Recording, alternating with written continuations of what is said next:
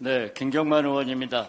지난 9일 국무회의에서 사실상 원전확대 국정기조에 반하는 공무원은 인사조치하겠다. 윤석열 대통령의 발언 이후 원전정책을 담당하던 산업부 2차관이 전격 경질되었습니다. 그리고 지난 15일 이창양 산업부 장관은 문정부 탈원전 탓에 온전히 천문학적 적자를 내게 됐다고 전 정부 탓, 탈원전 탓을 또다시 들고 나왔습니다. 한전 적자가 탈원전 탓인지 표를 한번 보시겠습니다. 박근혜 정부 5년간 원전 평균 이용률은 81.6%, 문재인 정부 5년 동안에는 71.5%였습니다. 박근혜 정부 때인 2012년 한전 영업이익은 8천억 넘는 적자를 나타냈습니다.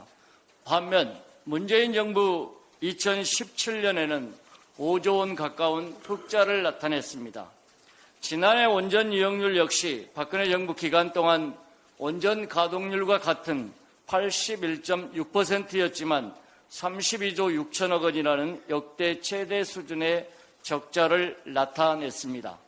간단히 한전 영업이익과 원전 이용률만 비교해 보더라도 탈원전 탓이라는 것은 허문맹랑한 주장이라는 것이 분명합니다. 올해 1월에는 국회 예정처에서도 원전 이용률과 한전 적자 상관관계 찾기 어렵다라는 분석 결과도 내놨습니다. 한전 적자가 글로벌 공급망 붕괴에 따른 유가 상승과 에너지 원가에 턱없이 못 미치는 공급 가격이 맞물리면서 벌어진 일이라는 것은 전문가가 아니라도 알 수 있습니다. 정부와 여당은 이제 그만 억지를 부르기 바랍니다.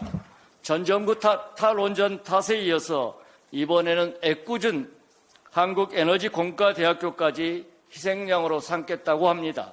감사원의 한국에너지공대 설립 적법성 감사도 모자라 에너지공대 출연금까지 줄이겠다고 합니다.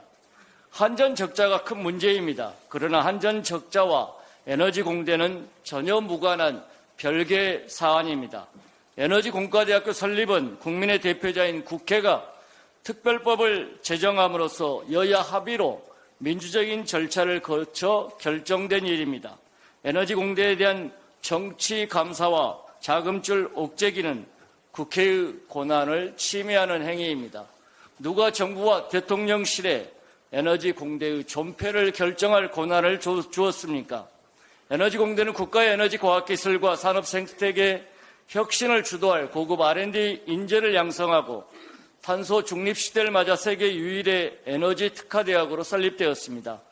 한국에너지공대는 대한민국 에너지 허브를 꿈꾸는 호남 지역민들의 염원이 담긴 대학이고 국가 균형 발전에도 반드시 필요한 대학입니다.